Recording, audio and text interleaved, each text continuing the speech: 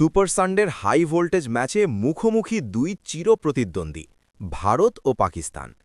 বিশ্বকাপের গুরুত্বপূর্ণ এই লড়াইয়ে টস জিতে আগে বোলিংয়ের সিদ্ধান্ত নেন পাকিস্তান অধিনায়ক সলমান আলী আগা।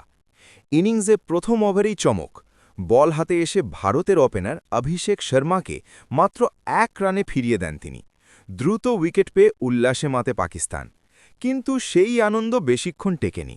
উইকেটে নামেন ঈশান কিষান, আর শুরু হয় ব্যাটিং তাণ্ডব। 4 ছক্কার ঝড়ে পাকিস্তানি বোলারদের উপর চড়াও হন তিনি। পাওয়ার প্লের 6 ওভার শেষে আর কোনো উইকেট না হারিয়ে 52 রান তোলে ভারত।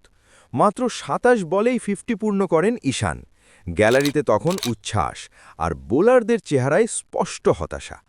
শেষ পর্যন্ত ঈশানকে ফেরান সায়েম আইয়ুব, তবে ফেরার আগে কাজের কাজটি করে গেছেন তিনি। 40 বলে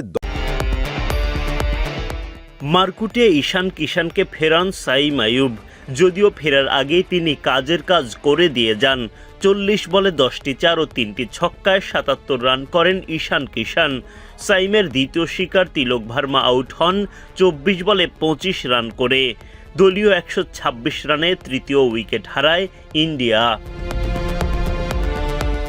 হার্দিক পান্ডিয়াকে শূন্য হাতে ফেরত পাঠান সাইম আইয়ুব।